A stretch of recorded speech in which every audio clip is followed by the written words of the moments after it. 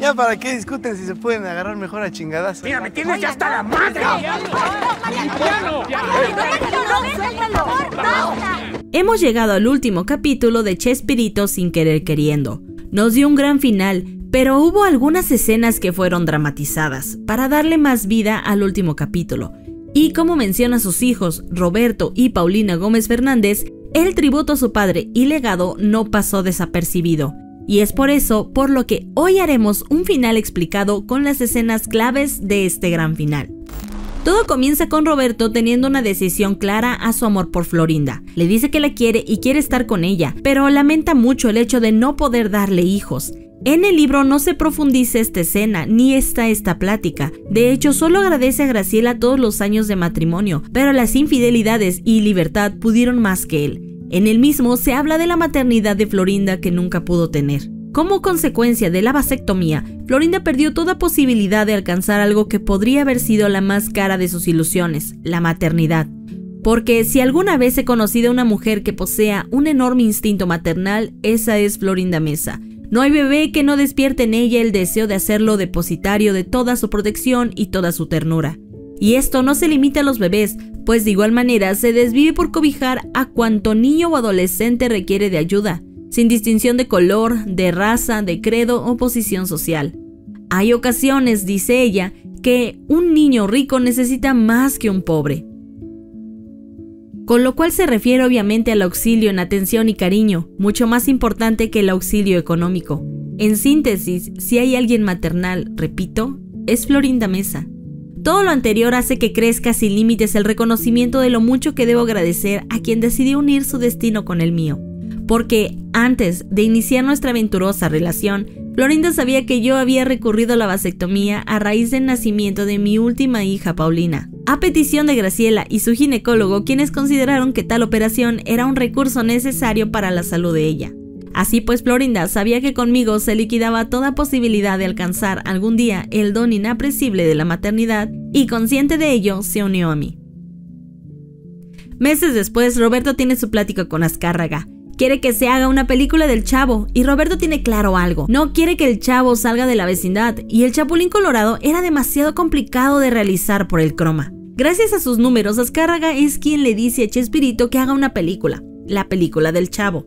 Roberto no está de acuerdo, no tiene pensado que el Chavo salga de la vecindad. Azcárraga le dice que él es quien pone las reglas y que quiere una película del Chavo.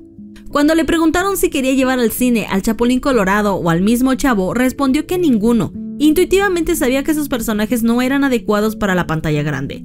El Chavo estaba limitado al escenario de la vecindad y el Chapulín requería efectos especiales imposibles de costear en el cine de la época.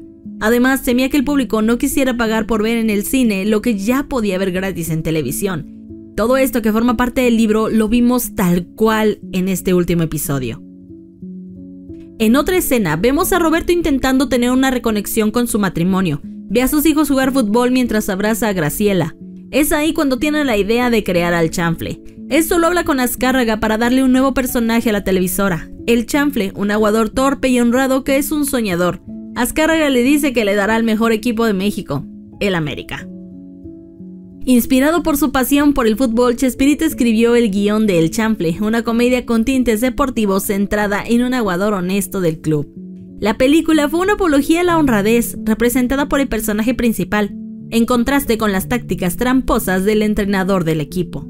El elenco estuvo formado por todo su grupo habitual, pero en roles completamente distintos a los de la televisión. Enrique Segoviano, director de las cámaras en los programas de Chespirito, debutó como director de cine y recibió acceso completo al Estadio Azteca. Los uniformes y las instalaciones del Club América, gracias al apoyo de Emilio Azcárraga y Guillermo Cañedo. En el libro se habla de la honradez del Chanfle y de lo ridículo que algunos encontraban al personaje. La honradez del aguador se extendía a todos los ámbitos, por ejemplo, declararse culpable cuando su viejo auto había chocado con un carro que estaba estacionado, y busca al dueño de este para pagarle por el desperfecto causado. Pero ¿quién podría haberse imaginado que estos ejemplos llegarían a convertirse precisamente en el blanco de las críticas desfavorables para la película? Esto es ridículo, escribió un crítico. No hay en el mundo una sola persona que actúe de esta manera. Roberto dice: no llegué a leer en cambio comentarios acerca de la actuación, la dirección, la fotografía, la iluminación, el ritmo, la edición, etc. Lástima, porque nos habría sido muy útil. Roberto había quedado casi desilusionado cuando leyó estas críticas. Tiempo después recibió la grata sorpresa de que en algunos lugares el tránsito estaba interrumpido por la multitud que acudió, un fenómeno que abarrotó los cines tanto en la Ciudad de México, antes llamado Distrito Federal, como en el interior de la República, superando incluso a la película de Cantinflas.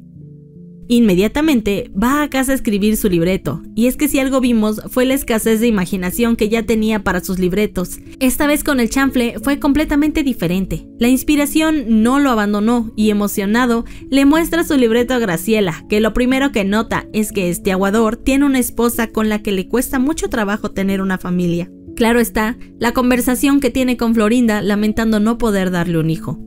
Cuando están en la filmación, Ramón habla con Angelines mostrándonos su relación de amistad que perduró hasta el último día de la vida de Ramón. Ambos fueron inseparables, mejores amigos. Cuando Ramón murió, fue Angelines la primera en estar en su funeral. Y lo vemos cuando él le dice que se va con Carlos, quiere lucirse más en su compañía porque el show con los de la vecindad ya no es divertido, y esto es por Florinda.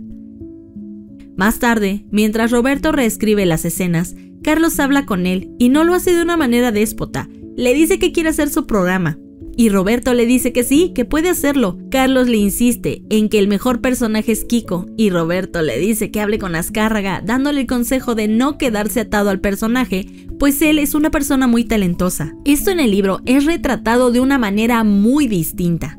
Cuando fue su salida no fue como en la serie. Según Roberto en sus memorias, ambos hablaron en un restaurante llamado Vips. La conversación fue educada, tranquila. Hablaron sobre los sueños de Carlos de irse. Roberto dice que todo esto inició cuando regresaron de las giras. Esto sí fue retratado en la serie, cuando Carlos dice que a quien más le aplaudieron fue a él. Porque no basta con inflar nada más los cachetitos. Y me queda claro que no eres escritor. Carlos le dijo que quería seguir haciendo a Kiko y Roberto le dijo que podía hacerlo, pero que, aunque el personaje le diera grandes satisfacciones, no se quedara estancado.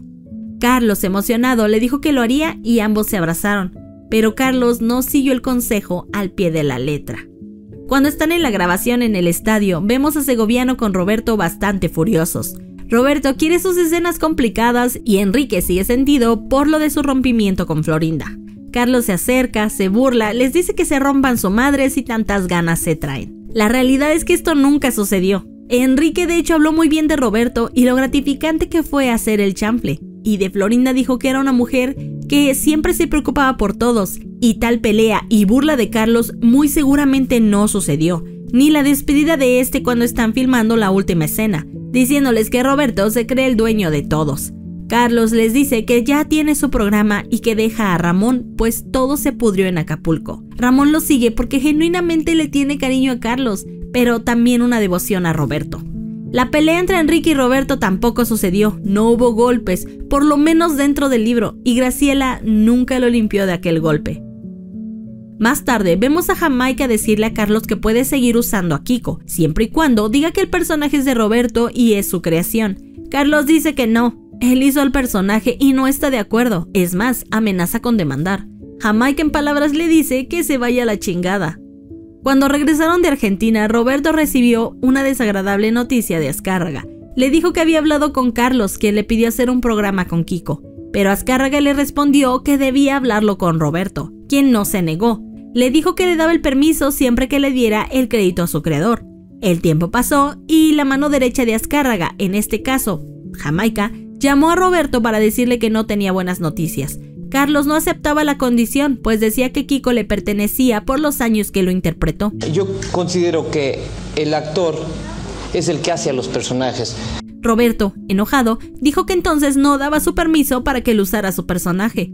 En sus palabras, Roberto dijo lo siguiente: después de eso, yo pensé que Carlos se arrepentiría de haber actuado así, que ofrecería una disculpa y que buscaría nuevamente la oportunidad de llevar a cabo su proyecto, lo cual yo estaría nuevamente dispuesto a aceptar, sin más condición que la que ya había puesto anteriormente, el reconocimiento de mi paternidad en función del personaje Kiko. Pero lejos de que sucediera esto, Carlos interpuso una demanda contra mí, alegando ser él mismo el creador y propietario de dicho personaje. Me busqué mi ropa, me busqué una gorrita yo tengo entradas muy pronunciadas, Sí. y para hacer el niño me busqué una gorra para no dar tanto adulto. Busqué la gorra, me vestí, busqué el traje de marinerito, que no sabía ni cuál traje, pero fui a vestuario. Le dije a un muchacho que se llamaba Guillermo, encargado de vestuario, le dije, voy a hacer el papel de un niño, campeón, ayúdame a buscar vestuario. Y buscamos varios, le digo, no, este de marinerito. Me lo puse, vamos a buscar una gorrita, unas cajas donde había gorros de militares, había sombreros de charro, en fin, y gorrita. Agarré la gorrita, me la puse, saqué pelo mío para hacerlo distinto, y fui al estudio. Después de esto, muy probablemente por las peleas de derechos de autor, Carlos se protegió con unos abogados peruanos que le pidieron demostrar que realmente Roberto era el creador. Así que Horacio, el hermano de Roberto, entregó un documento firmado por los actores, donde confirmaban que Roberto era el dueño de los personajes. Todos los firmaron, incluida Tony, incluido Carlos. Aunque años después, buscando registrar a su personaje, se encontró con que Horacio no estaba haciendo su trabajo del todo y Tony fue una de las que registró a la Chilindrina a su nombre. La pelea entre ambos continuó y en el libro se dice lo siguiente. Luego, durante las declaraciones por la demanda, Carlos dijo que yo lo había obligado a firmar dicho documento, presionándolo mediante la retención de su sueldo. El argumento, seguramente sugerido por sus abogados, era plenamente infantil, ya que era Televisa y no yo quien pagaba dichos sueldos, y la empresa jamás retrasó un solo pago. Por otra parte, estaba el testimonio de todos los demás actores. En fin, el fallo fue total y fácilmente favorable a mí. Ahora, dijeron después los abogados, tú puedes hacer dos cosas, contrademandarlo e impedir que trabaje en cualquier país usando el personaje de tu creación. No, respondí, no haré ninguna de las dos cosas. ¿Por qué no?, le preguntaron. Roberto dio un ejemplo del robo de un auto. Dijo que él denunciaría el robo de un auto en su totalidad, no del espejo retrovisor, y cerró con esta frase. Si el espejo, en este caso el personaje de Kiko, le da de comer a Carlos, que lo haga y buen provecho. Carlos tuvo grandes beneficios con sus programas. Le dio, además de todos los recursos necesarios para comprar lo que él quisiera. Pero debo reconocer que nada de eso me lo quitó a mí. Es más, tampoco me quitó lo que podía haber sido mucho más valioso, la popularidad y el éxito de mis programas. Lejos de eso, a partir de su ausencia, mis ratings se mantuvieron en primerísimo lugar. Se incrementaron las exitosas giras por todo el continente y mis series continuaron al aire por 17 años más. En otra escena, Ramón habla con Roberto. Le dice que Carlos no va a retirar su demanda por querer usar al personaje y se cuestiona si es momento de terminar con el programa. Ramón le dice que va a seguir el show, pero con Carlos. Esto sucede poco después de la salida de Kiko, pero no fue la primera vez que él se fue, lo hizo en algunas otras ocasiones. Pero el cariño y amistad por Carlos fue incluso más grande, siguiéndolo a otro país para hacerse de sus propios personajes. La ausencia de Ramón Valdés me hacía pensar, dice Chespirito en su libro, en la necesidad de conseguir otro actor de mayor edad, principalmente para los programas del Chavo, pero yo no quería que sustituyeran a Don Ramón. En el programa se decía que el personaje había salido en busca de fortuna, sino que se interpretara a otro personaje cuyas características ya había yo delineado. Se llamaría Jaimito, tendría algunos años más que Don Ramón y trabajaría como cartero. Pero sus características principales serían evitar la fatiga y hacer bucólicas remembranzas a su pueblo natal Tangamandapio, Michoacán. Y había la coincidencia de que ya tenía a la mano el actor apropiado para esto. Se trataba de alguien que ya había participado en todas las películas que hice, Raúl el Chato Padilla. En un principio, sin embargo, Raúl no estaba plenamente convencido de que le gustaría encasillarse en un personaje fijo, pero cambió de parecer después de que fueron a Colombia. Y justo en la serie sí lo vemos, que está ahí con todos en el elevador. Más tarde vemos la escena de punto de quiebre en la separación de Roberto y Graciela, viendo el brasier de Florinda. Esto tampoco es mencionado en el libro, de hecho Roberto es sincero y le dice que no puede seguir a su lado. Tomó sus maletas y se fue, sí, pero no con Paco, se fue con Florinda viviendo en un departamento. Su separación y plática fue sincera, ambos dejaron mucho amor en lo que tuvieron. Graciela le dice que los motivos para quedarse eran eso, su pasado y sus hijos, pero Roberto tenía un amor mucho más grande por Florinda, un amor que no había sentido por ninguna otra persona. Finalmente, vemos Bogotá, la gira con la que inició la temporada. Roberto, quebrado por todas las tragedias, intenta mostrar felicidad con su público, lejos de su país, dándose cuenta de todo el amor que le han dado en cada país. Esta visita efectivamente fue para ayudar a los necesitados, y contrario a la serie, Roberto no tenía una cita con los aracuanes y tampoco estuvo en desacuerdo con Azcárraga para la visita. Es más, cuando Azcárraga murió, Roberto lamentó mucho su partida y siempre justificó cada una de sus acciones, por lo que queda en duda que Azcárraga le haya dicho que él era de su propiedad. No se trataba de una gira de trabajo, sino de una colaboración para Solidaridad, una institución de ayuda para los necesitados, organizada desde hacía algunos años por doña Nidia Quintero, esposa del entonces presidente de la República de Colombia, Julio César Turbay Ayala. Al final de la serie, Florinda y él se quedan juntos. Intentaron hacer que Roberto se unió a ella estando soltero, pero no fue así. Sí dejó a Graciela para estar con su amante, y Florinda estaba muy cómoda siendo la otra hasta que dejó de serlo. Finalmente, con las grabaciones, ahora con Jaimito, la serie no dejó de ser lo que fue. Años y años respaldaron a Chespirito. Eventualmente se separaron, pero la audiencia jamás dejó de tenerle cariño a cada uno. La vecindad siempre se mantuvo fuerte. Incluso ahora, después de tantos años, las generaciones nunca olvidarán que hubo una persona que con su torpeza y sin querer queriendo cambió el rumbo de la televisión. Pero cuéntame, ¿te gustaría una segunda temporada?